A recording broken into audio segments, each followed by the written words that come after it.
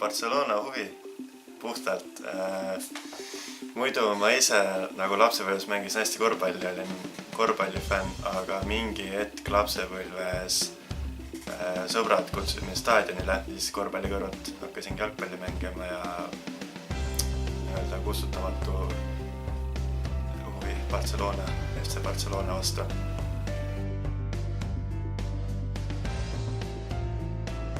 Kuna ma olen ise lapsepõlvest saati stabiilselt kogu aeg spordiga tegelenud, siis ma leidsin, et mul olekski õige terve elu nagu spordi juurde jääda ja kui mingi hetk enam ise ei saa mängida, siis miks mitte ise õpetada.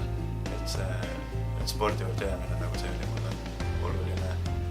Ja mul endal oli ka kogu aeg huvi treeniks saada, siis ma võtsin Eeljuse juhatajaga Urmoga võtsin ühendust, et kas oleks pakkuda sellist võimalust.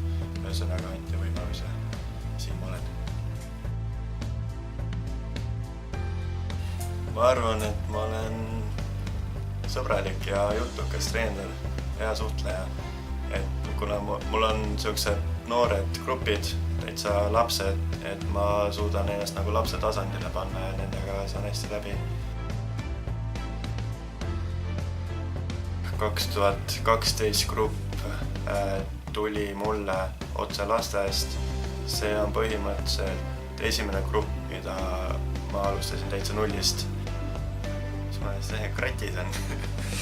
Iga kord, kui ma sinna trenni lähen, siis mind ootab mingi uus üllatus. See grupp on nagu üllatus täis. Järgmine grupp on 2010. Nendele ma olin vist teine treener, esimene oli Urmo ja kõige vanemad on siis tüdrukute grupp. No lapsed eelkõige, kolleegid, et saan hästi läbi kõigiga, teiste treeneritega ja kontorirahvaga. Väljaspool treeneritööd mängin korvpalliga tegelesingi lapsest saati. Ma elan siukest eluviis, et iga pühapäev ma teen midagi huvitavat, mida ma varem nagu ei ole teinud.